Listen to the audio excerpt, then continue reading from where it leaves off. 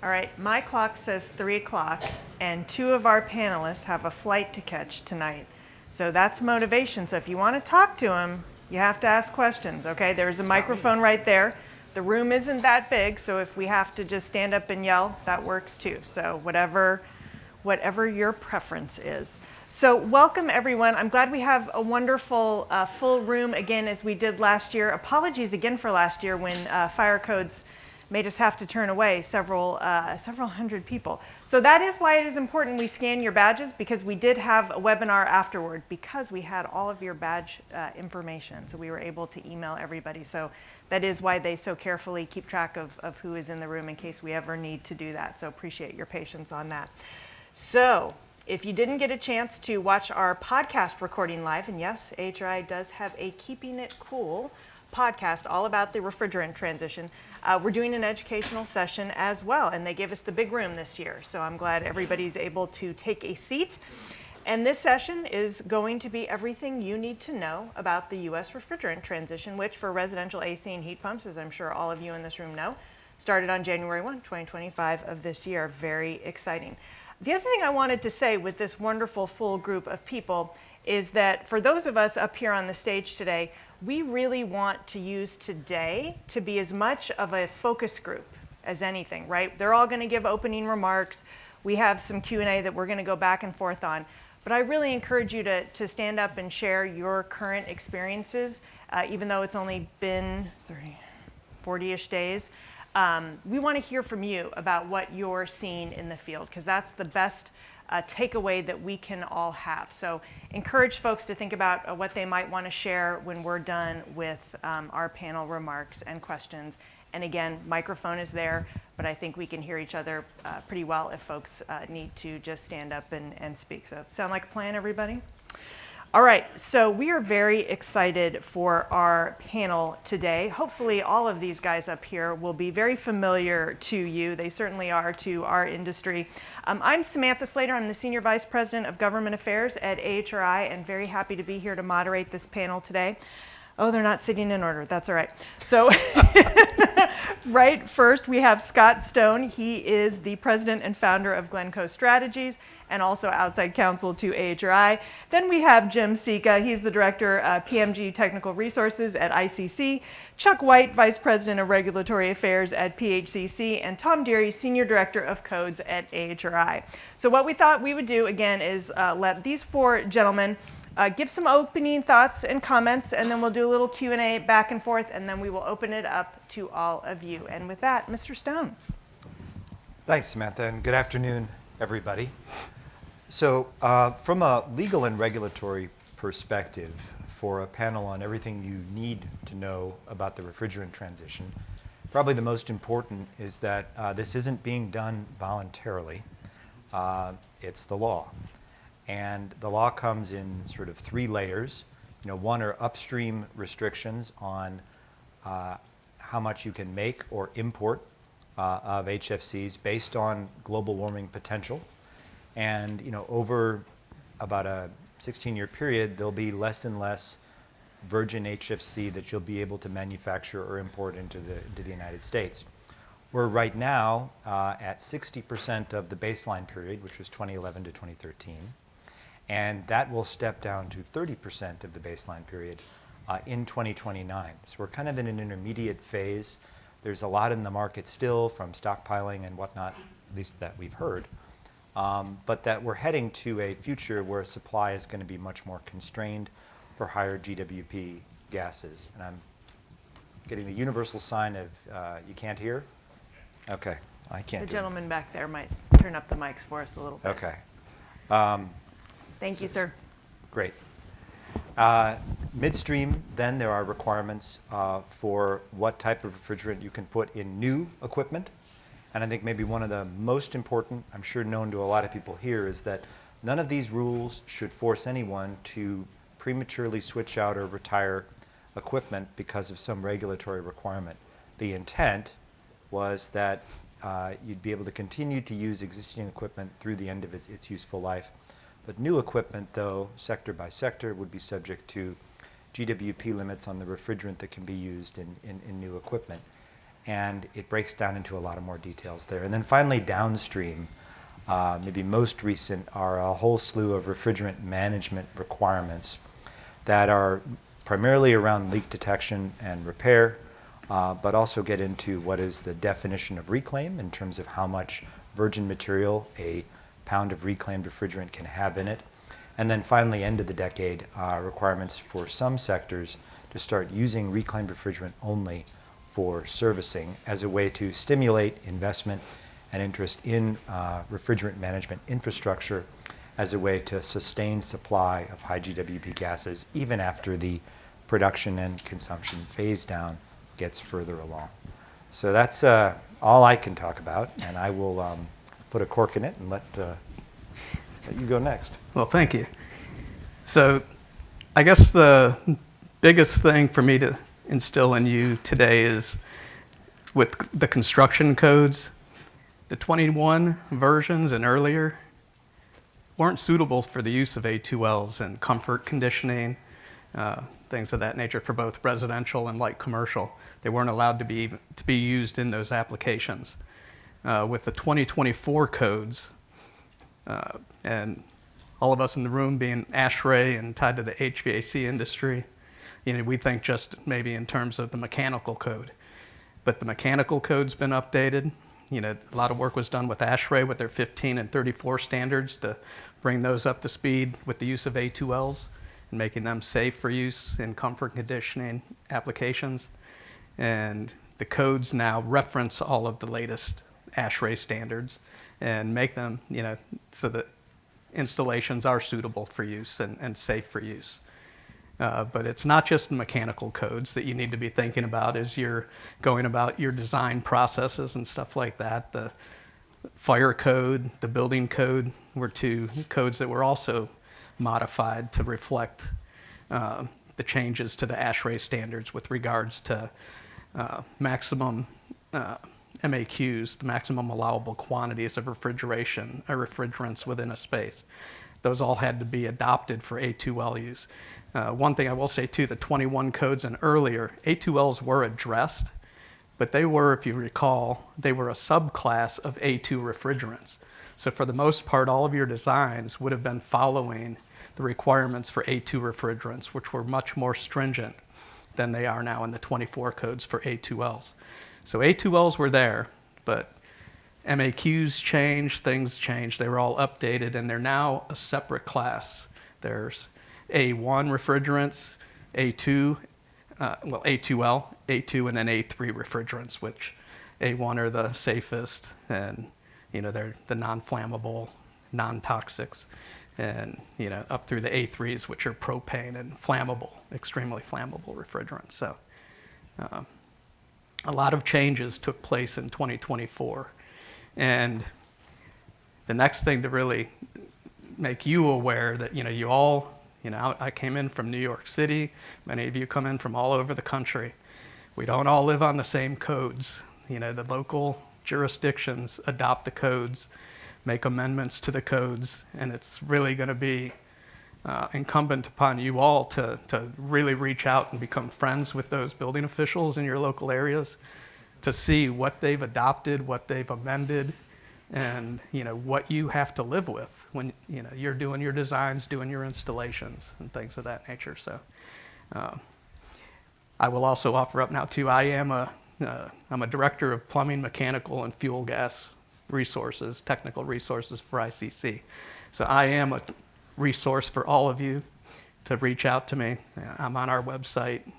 There's 4 others just like me across the country. I cover the Southeast. We have different people in different areas, but we're here to help. And with the A2Ls, you're going to make it to my desk if you have questions. So if anybody wants to get a business card, I'll be available after this talk and let you have my contact information for that. Now, move on to Chuck. Okay, so I'm Chuck White. Full disclosure, I was a contractor for a lot of years. I grew up really in the industry. About 15 years ago, I started work with PHCC.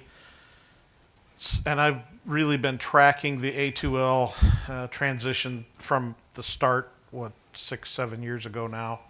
And for the contractors, I mean, they're the people that are kind of the point of this at the moment, dealing with the consumers, having to pay attention to things.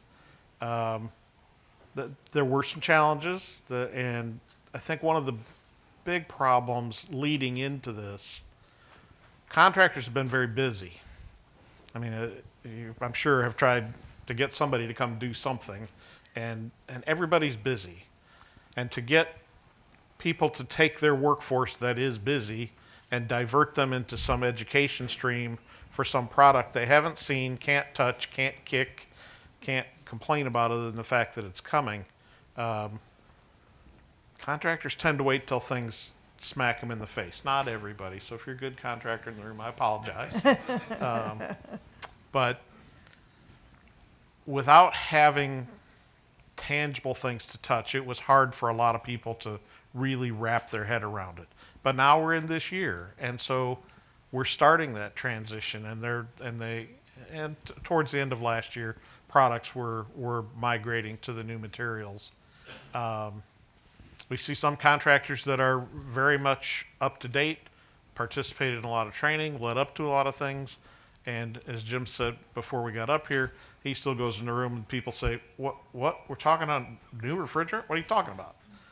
There's still some lack of awareness. There are many people out there that are saying 410 is being eliminated, it's going away. That's not true. It is a phase down. It will go down to a small level.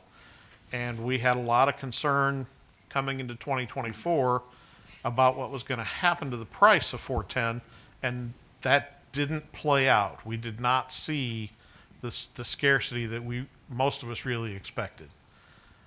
Will that continue? I doubt it. I think we will see some scarcity starting to show up as we move forward. But as more and more products move to the A2L refrigerants, I think that's going to be helpful. For contractors, yes, things are a little different. Yes, there are some safety features, but much of it is very similar to what we've done in the past. There's space calculations. There's lots of things to think about, but really those were things you should have been doing anyway. I've not been, I shouldn't say this, I'm going to regret this when I get home. I've not been bombarded by complaints from our contractor members, so now I'm just open the floodgates. I have had some questions. They're telling me I have to do this. Is that right? Does this meet the code? And we do have some code issues with code alignment around the country where there are some slight differences. Nothing major, nothing huge, I would say. But generally speaking, I think the contractors are getting there. Of course, we're in February, so if you're down here in Florida, that's more of an issue. I live in South Bend, Indiana. There's not a lot of people thinking about air conditioning today, but they will be in a couple of months. So as legacy product inventory, residual inventory moves out and we have less and less of things containing HFCs available, I think we're going to start seeing more questions and more people wondering and kind of rushing to get caught up with what they're doing now. All right, thank you, Chuck. Well, again, my name's Tom Deary. I'm the Senior Director of Codes for AHRI. And just to talk a little bit about where AHRI has been focused over the last 2 years or so, I've been in the fortunate position of being able to build upon the work that these gentlemen have done here. Scott at the federal level, Jim with ICC, and of course Chuck has been active in this for many years too. And I've been able to go now to the jurisdictions, right? Because getting it in the model codes is one thing, but then getting it to be adopted at the state level and the local jurisdictional level, that's an entirely different effort. So we have been actively working towards that for the last few years. And through both encouraging and participating in states' code revision cycles, and also through a legislative campaign, because we identified that there were going to be many states where this was going to need to be done more quickly than their code cycles would allow. Nobody, I think, considers having this done by legislation to be ideal, but in certain states that was necessary to make sure that we didn't run into an issue where this deadline is going to come and you wouldn't be able to have product in those states. So approximately 30 states, there is legislation that allows the use of A2L products. We have a very handy map that we'll highlight later, which has links for all of those states to their legislation. So you can see exactly what it says. In most of those states, it's like a paragraph long. It's not this long verbose diatribe, but pretty simple, and it just says that no alternative refrigerant can be prohibited as long as it is used in accordance with EPA SNAP and the appropriate standards listed and labeled accordingly. But now with those states that did have legislation, we're going back, and as they do open their codes up, we are ensuring that if they're adopting the 2024 codes, as Jim said, there's no issue. All of the A2L guidance therein and requirements therein, will be adopted, and there won't be any issues. But some states are a cycle behind, and so where they may be just now adopting 2021, we're making sure the proper amendments are submitted so that as far as A2Ls go, all of the language there and the requirements there are in line with 2024. And there are a number of states where those amendments are already in place. I'm happy to say that for the purposes of comfort cooling for residential HVAC, nearly every state allows A2L products to be used. The outlier right now is Nevada. However, I even struggle to call that an outlier because they have indicated that they are well aware of A2Ls. You can submit a variance, and they have indicated that they will, they understand that these products are out there, and they certainly want to work with us. They're in the process of adopting 2024 right now, and I'm expecting that to be in place within the next few months. But beyond that, I think that the map is looking very promising right now, and we're not hearing a whole lot of issues at the AHJ level. But where those issues come up, we certainly want to know, and we want to be able to help wherever we can. All right. I'm going to stand up so I can make sure I can see all these folks over here on this side of the room. Scott, we talked about this morning during the podcast, but for all the folks in the room, what are the main features of the HFC phase down that the contractors and the folks in this room would need to be aware of? Sure. So I think just to build on, what I mentioned earlier, one is supply, and I think Chuck alluded to this too, which is over time, the price profile and availability profile of supply is going to change. There's going to be less and less upstream production and import of certain HFCs, and it's done based on global warming potential or CO2 equivalent. And so gases that have much higher GWPs are going to basically be harder and harder to produce because there's only going to be so much quota, so much space available. And if you can imagine if you're a producer or if you're an importer, you're not going to want to use up your available quota on just a couple of pounds of 404 or something like that when you can bring in a whole lot more of 32 or however it may be. I know it's not quite so simple, but the way it's at least been modeled, it suggests that higher GWP gases would be the first to feel the squeeze. And so that's something that, the way it's drawn up ought to happen. But again, I think to Samantha's point, I'm very curious to hear what it's really like in the field and what your perceptions are. I think we can learn as much from contractor perspectives and experience than we can by looking at a bunch of words on a page that a couple of lawyers wrote that Congress voted into law.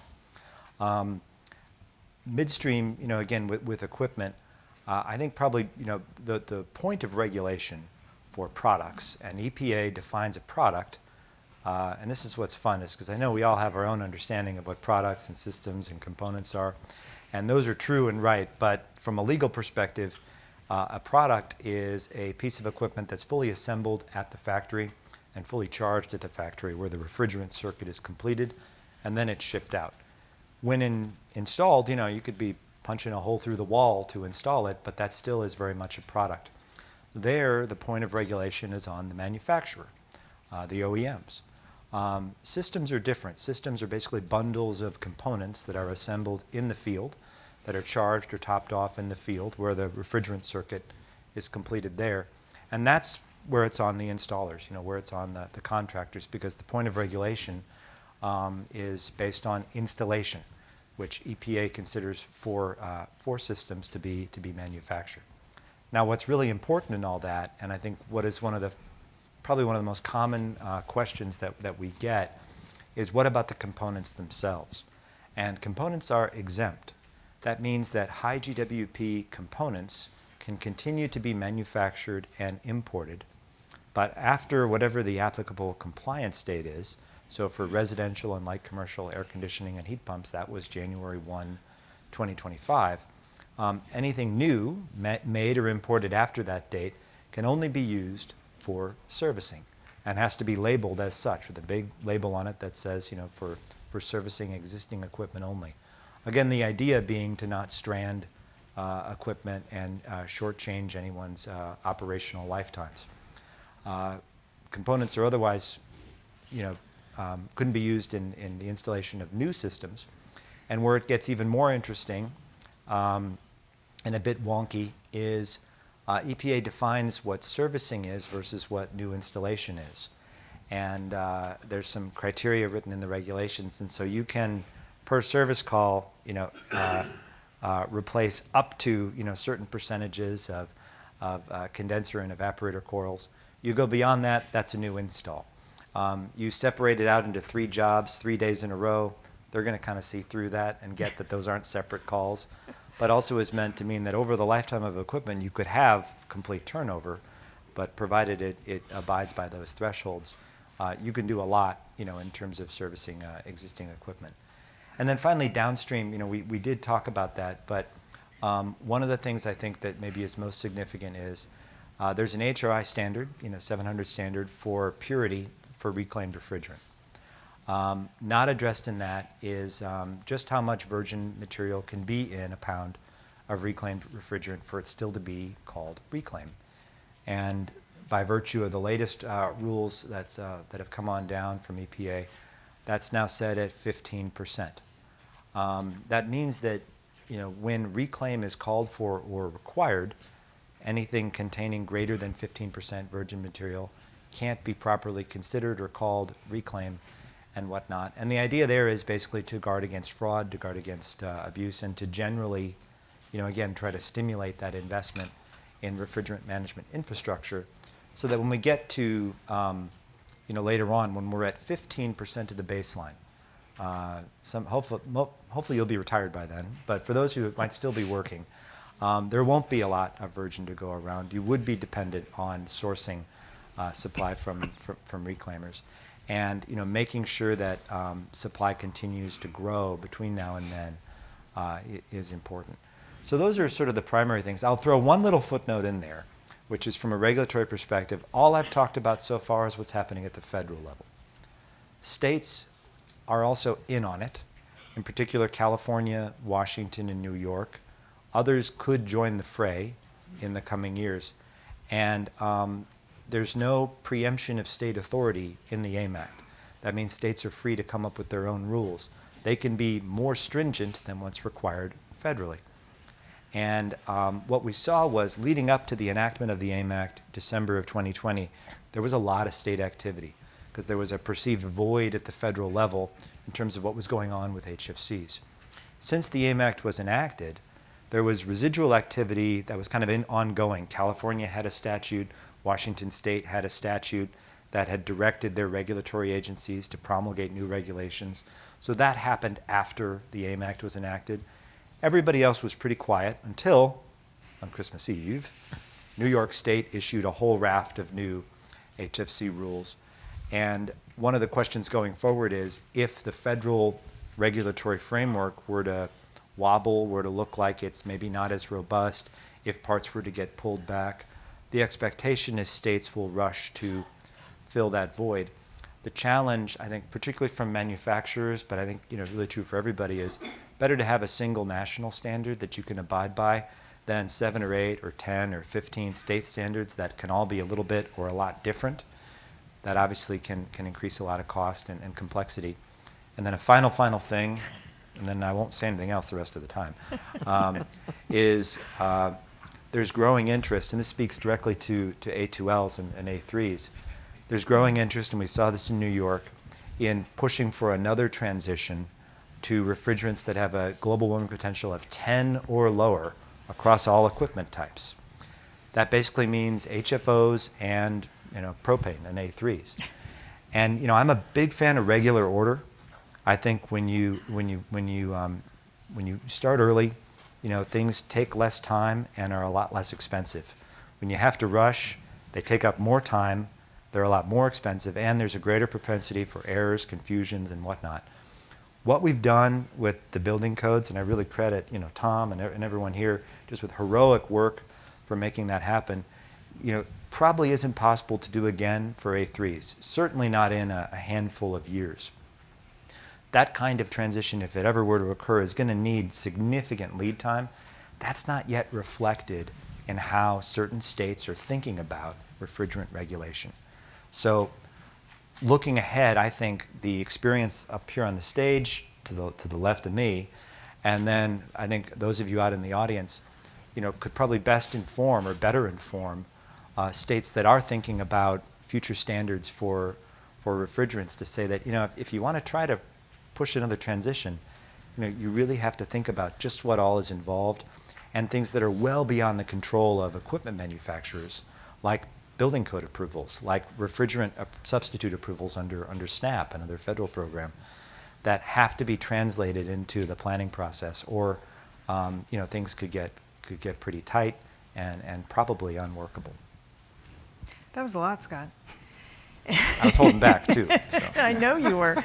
And I will note, earlier today there was a panel on A2s and A3s. So hopefully some folks, I know they also had a standing room only crowd over there, but hopefully some folks had an opportunity to listen to that panel as well. Jim, we talk a lot about enforcement. What changes can AHRI members expect to see with regards to code enforcement and the permitting process? Okay. Looking at code enforcement, you're going to see, going back to the code changes, there's new marking requirements and things of that nature. There's some prohibitions for where you can and can't run the refrigerant lines with A2Ls, things of that nature. So the primary things, or the key things that building officials will be looking at, one is that markings on both the piping. It's got to have flammable markings on there. I don't know the exact verbiage, but stating that is flammable refrigerant within that pipe. The equipment, both condensing units and air handling units, have to have new markings showing flammable refrigerants and things of that nature. They also have to have the exact refrigerant that can be used. You can't be using or substituting out refrigerants that aren't approved by the manufacturer or approved for that equipment. So they're going to be looking at a lot of that. From the design standpoint, though, looking at permitting, you have new design requirements for mechanical rooms. There's ventilation and leak detection requirements because of the A2L refrigerant flammability that you're going to have to take into consideration. So they're going to have to, they'll be reviewing mechanical room design plans much more than they have in the past. There are shaft requirements. Chuck mentioned there weren't any issues with the 2024 codes. It might have been you, Tom. It was me. But in any case, there was one point that did not get into the 2024 codes, and there is still a requirement for a flame-resistant shaft for refrigerant piping. That's when you go more than 2 floor ceiling assemblies. So it really impacts multifamily construction right now, but that's there, but there's different ways to handle that. But code officials will be looking at that, how you're handling your runs of refrigerant piping and things of that nature through concealed spaces and stuff like that. So again, this is why I really think you need to be, I know it's hard to be friends with a building official sometimes because you only know them when they red tag you, but it's really important to reach out because a lot of them are really looking at how to handle this as well. And they'll be looking, it'll be a give and take. You'll come to the table with solutions that they probably have never thought of and didn't think were out there. So you can help each other out. We already have a question, Jim. I got a quick question. Yes. Dealing with all this new regulation and the stuff that you're mentioning, how is it, all I see is dollar signs, and especially for the end users and mom and pop shops that they have to flip. We're in San Francisco, and usually California is the first area where things are flipping and changing. So I'm not sure how you guys went through this thought process of actually selling this or actually telling the clients, hey, this is something new, but Well, as Scott said earlier, this isn't something that the building code industry came up with. This is a federal regulation that came down from federal regulation. So the building, enforcement community so is has. there like a federal, like 20% off or? No. I wouldn't count on that. No. But Well, I mean, let me just jump in here. So this all came through a regulatory process. And when the federal government does any of this, they spend a lot of time calculating. Now, do figures never lie or do liars always figure? I'm not sure. But they put a lot of time into what the costs would be, what the installation differences would be. So the Department of Energy and EPA put thought to that, but nonetheless, this is where it has to go. Sorry, didn't mean to take your time. and they do that on the equipment side. They don't look necessarily at the building side of it. Oh no, and everything. the I feds mean, they the should, feds but- consider installation. I don't know that I always agree with. In fact, I rarely agree with their installation numbers, but Right. they do make allowance for what that might be. Yeah, and I think one thing that is worth underscoring is none of these new rules, if you've got a working piece of equipment that has another 10, 15 years, whatever, left on it, you are not required or being forced to change that out. You can continue Correct. to use your equipment through its useful life. And, you guys would probably be able to tell the difference, but looking back at past transitions, consumers tended not to notice when new refrigerants were put into refrigerators and air conditioners and so forth.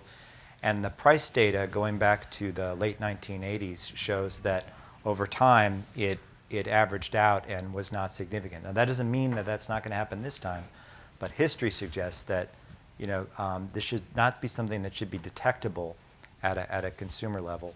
But again, I think we're watching as eagerly as all of you. And I mean, we all have to buy appliances, and everyone knows what number you look at, when deciding which one to buy, and that's the price. So that the market still hopefully will respect that. Looking at the costs, the only situation that I've seen come forward that's been a very expensive proposition is the fire-rated shaft, and that is something that is being addressed, and I plan to talk more about it a little later, but as of right now, that was the AHRI 15.2 standard wasn't completed in time for our 2024 code cycle, and that didn't make it in, that coverage. But that has been since corrected, but again, it's all about adoption. It's a future code, and so hopefully we have solutions that will keep that cost down now that building officials are open to. I think a couple more questions off. Gentleman right there. Question on the flame resistant shaft with our multi-family Yes. rehabs.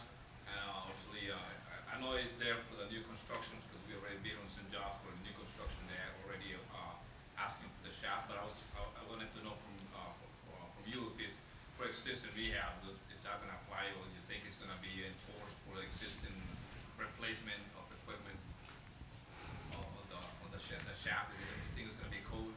That really is going to be at that local jurisdiction level what they want to accept at this point.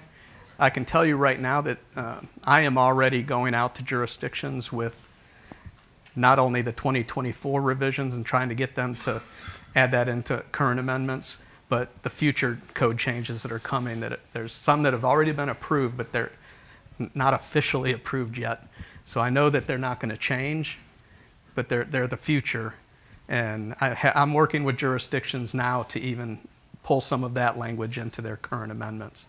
The state of Georgia is one that is already pulling in future language to their current code adoption process. So Tom and AHR has done so much on getting out and getting adoptions and either legislative action or adoption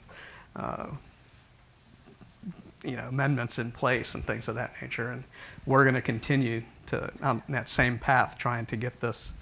We don't want the cost to go through the roof, and we want solutions. And there's always ways for a local building official to accept alternative designs and materials. So that's how we're working with them to say, hey, here's a solution. Please adopt it if or use it as a tool in your toolbox to help you out. Go to Maryland, please, so we can. Where's that? Maryland? Okay. Maryland? Yeah, Absolutely. That's easy for us to do. No. They've been planned 5 years ago, and then they have that cost built into the project. So obviously, that's gonna be an extra cost. Okay. Yeah, we're in Yeah, Arlington. maybe able so- to come get a card from me and I'll Yeah. work with you. And Tom, too. Over on the wall. There's a question over here. We buy surplus equipment from canceled projects and things like that, and then resell it to other contractors. And we recently made a big investment in some 2023 60-ton carrier split system. And I'm wondering, we have a deadline to sell those, even though they're already manufactured? Who wants to take it? What is my deadline? Am I gonna get stuck with them? What's the deal? So the first thing is, would these be defined as products or systems? They're Pro- splits. Okay. Splits. Split system? So the issue will be, when they'd be installed for the systems, and this is where the rules get a little tricky, in that, yeah, Not that tricky. yeah, but if you can turn them around this year, you ought not to have a problem. Would be the simplest way to answer that question. Well, We bought 30 systems, 60-ton systems. well, let me add on to that, though. You can sell product manufactured prior January 1, 2025 and build it into a system, but the components of the system have to all be manufactured prior January 1, 2025. So you have to have a condensing unit and an evaporator unit to comply Yeah. after the end of this year. No more. They become parts. You can't install them as a new system. Drop in, would I be able to drop in refrigerant into them, No. to still sell them? Which refrigerant? Well, 410. They're 410A. there is no drop-in for 410A, and there is not going to be a drop-in for 410A. And this is one of the things that is one of my pet peeves. We see a lot of language out there that the A2Ls are replacements for HFC refrigerants. Well, they're replacements kind of in a big sense, but they do not work in existing equipment. A2L refrigerant has to go in A2L equipment. So you can't put 32 in a 410 system. That's not acceptable. So would not be advisable at all to buy any R410A surplus equipment right now, for me anyway, in my business. So Would I not- think a shorthand would be, if it's first of all, for products, when were they manufactured? These were made in 2023. It was part of a huge Right. Right. So Yeah. for products, if made before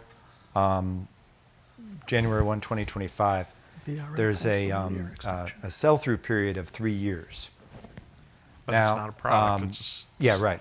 So for systems, it's different, where the installation using high GWP, 410A, you've got this year, and then it gets the wrinkle that Chuck worked out. Beyond that, you'd have these components, right? So those could still be sold for servicing, but not for new installs. So there's value there, but it just would depend on the timing. And that assumes that whatever flexibility is out there isn't extended or changed. And, I wouldn't bank on that, but it is something that's out there. And I don't know if it helps, but VRF equipment gives you an extra year. Yeah. Yeah. Yeah, and Yeah. you can sell them as service parts, components, Whatever they have but to split them up, condenser they- and air handlers. That would- condenser, if you have condenser and matching air handler, you can sell it to the end of this year as an installed system, but after the end of this year, that window closes. Okay. Thank you very much. Sir?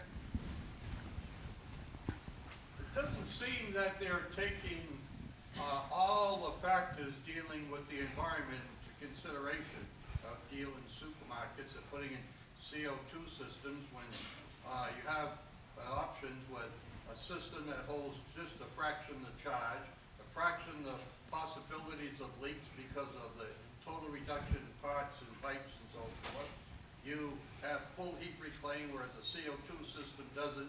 That oil that you have to buy or gas or natural gas all contributes to CO2.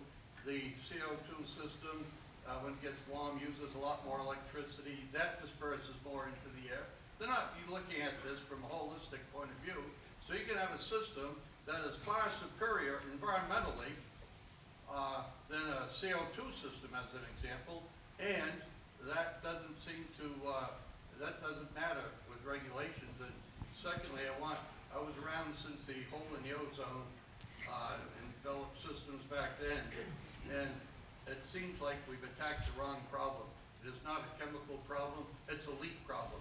We continue to change refrigerants, and the refrigerants leak out of the same holes, and then they say, well, we have to change those chemicals because, for whatever the new reason is, they're bad. So those are the two comments I'd like to make and have your views on. I agree completely with everything you said. I'm not kidding either. And I have a big chunk of the hole in the ozone too myself, so. I wish, the law has not been sensitive to the big picture.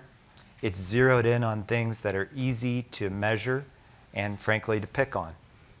And so with ozone depleting substances, it was ozone depletion potential of the refrigerant. And if it had a chlorine or a bromine molecule in it, it was out. And then with climate, it's a little different because everything, if you have two atoms, you'll have a warming effect if it's in the atmosphere. And so they've gone with this, measure of GWP, and it doesn't take into account the energy consumption, for example, which could be improved depending on a different design and a different refrigerant. And it's a lot harder to design a set of rules that can accommodate that.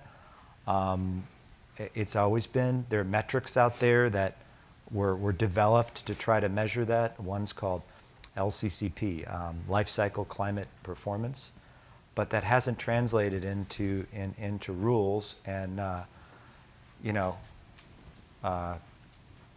and that's just a shortcoming of the regulatory landscape. So I agree. And then the leak stuff too. If it doesn't leak, doesn't matter what you have in there. And that's also true. One thing is, stuff does leak. Not all stuff, but I'm sure none of the stuff y'all install or anything. But and then how can you monitor and measure that? When you've got millions of pieces of equipment, all over the place. But seriously, I wasn't joking. Everything you said, is probably the most important way to frame the policy landscape, that you could do. I thought I saw a hand. Sir? From a manufacturing point of view, there seems to be a little bit of confusion on the testing of the partial units. Is there any plans to clarify what those are, what those test requirements are, and how those systems or how those products need to be tested? Which units? Did you say partial? Yeah. I was saying from a manufacturer's point of view, there seems to be a lot of confusion on the products themselves, how they're tested and classified under the A2L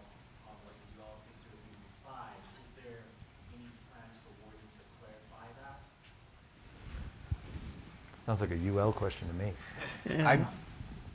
I'm not aware of confusion on the manufacturer's part. I think UL 6335-2-40 and N-2-89 are quite clear for what the requirements are for certification. So I may need to connect with you afterwards and try to understand your question a little better. But Come find me, because Tom's going to have to take off, so if you could get your card to me, we'll get you an answer, okay? Did you still have a question over here on the wall? Oh, You answered it. okay. Okay. Good eye, Jim. A request or a question. Because you mentioned Georgia, and I deal a lot with Georgia. Where can I find the information for these policies that you're trying to enact? The ones for Georgia, you can go to, give me a card afterwards and I'll get you that information, because it's at the Georgia Department of Community Affairs website, and I can get you to there. Yeah, we have an interactive map as well, and if you click on Georgia, it will bring up sort of some basic code information, but there will also be a series of links that'll direct you to the state codes. Email Jim, email myself. We'll be happy to get you to the right Can we place. give the website for the map? Well, see, one of the drawbacks of being in the big room is you don't get to use slides. Yeah, we had a which QR We code. had a QR code and the map. But if and you all the good Google stuff. AHRI A2L Interactive Building Code Map, I know that was a lot, but You I can just say promise map and it it'll is the come up. first thing that comes up on Google.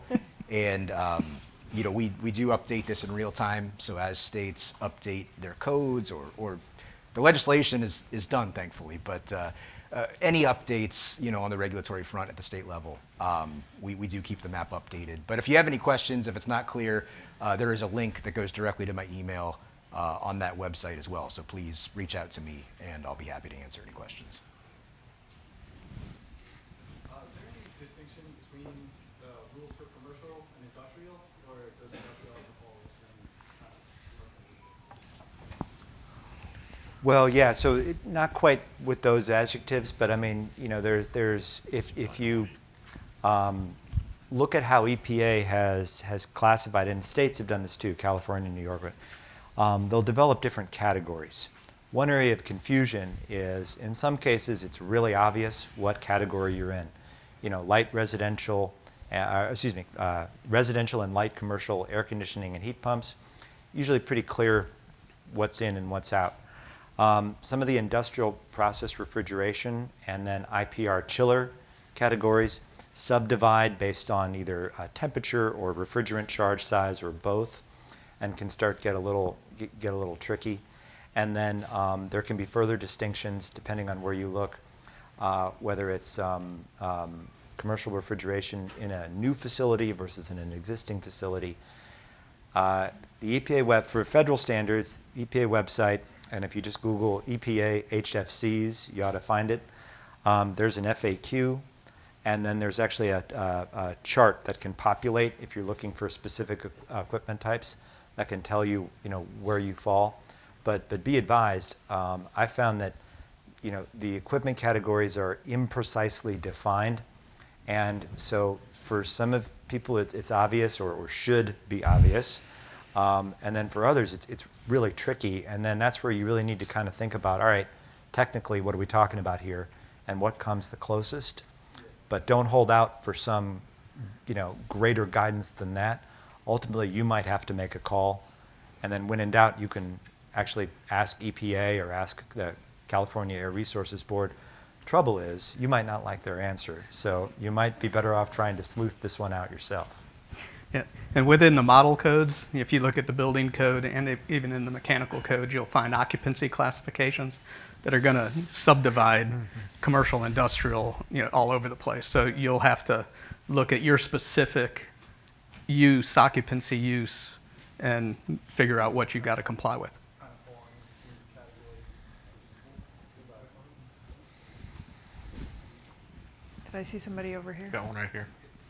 So for manufacturing specifically, especially with regards to factory charge units, package systems, I know the A2Ls have been, taken out from underneath the A2s on the residential side, not necessarily for the industrial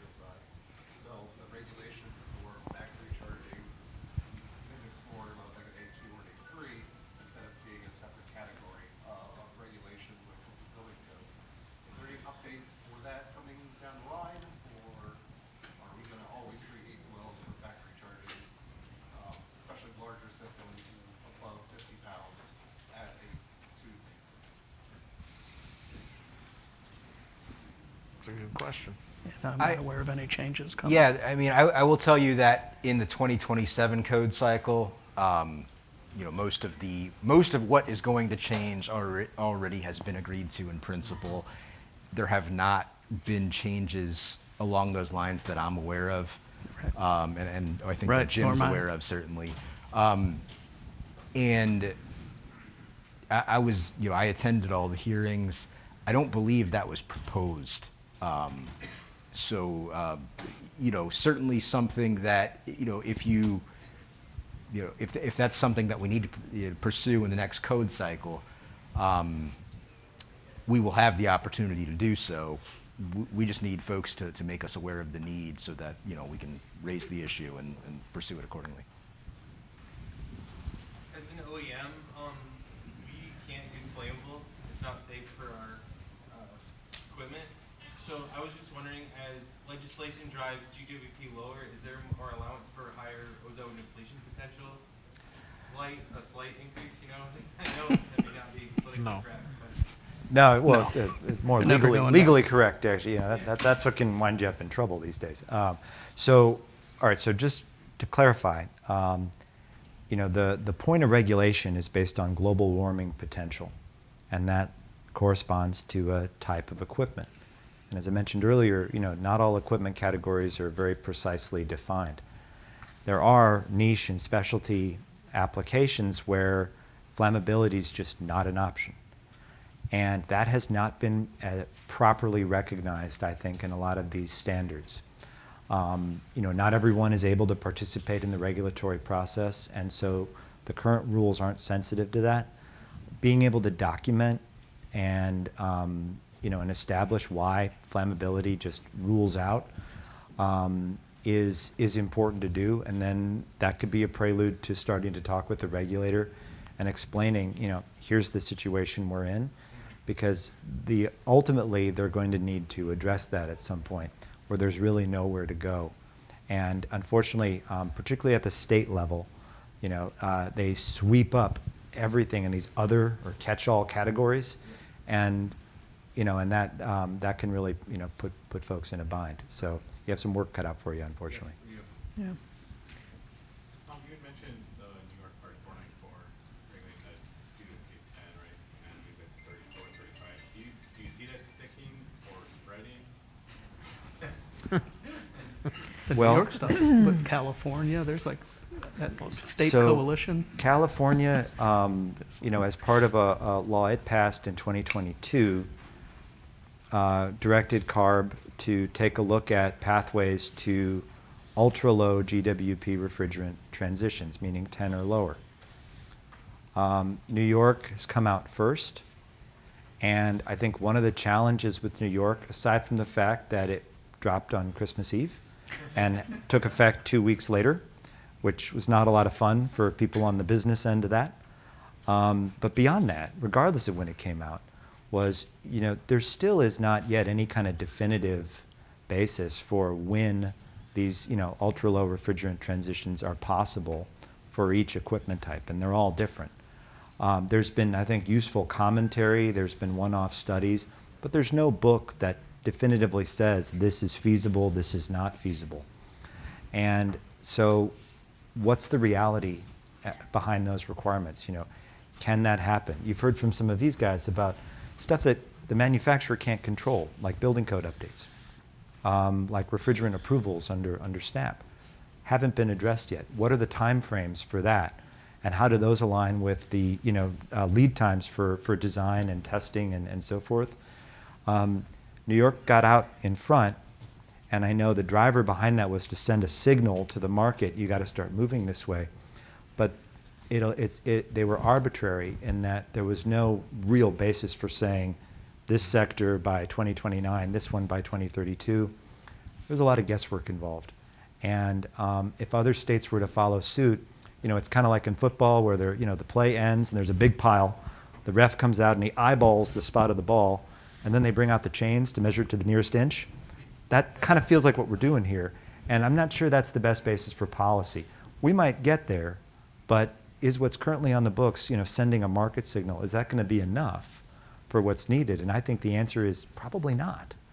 And so whether it stays or not is beyond, I think, this discussion. But, we need to keep working on, what's an appropriate measure for what's feasible and not. And, it just hasn't been done yet. We are down to five minutes. Yes, ma'am. There are a couple of A3, A2L trainings out there at the moment that are optional. Do you expect there to be some sort of mandatory certification for that coming up? That's a great question. Chuck? Well, we sure wanted it. We pushed pretty hard to try and get better technician application certifications. EPA has no appetite for it. Doesn't seem like the states have much appetite for it. EPA is basically hanging their hat on the 608 regulation that we currently have and operate, and its subsequent iterations. But we would like that. A lot of us in the industry would like that, but EPA, and I really don't think, if there is an EPA next week, I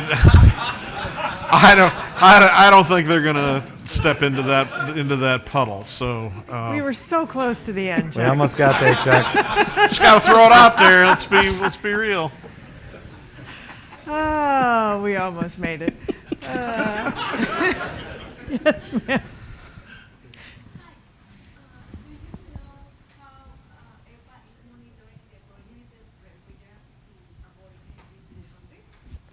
How are they monitoring?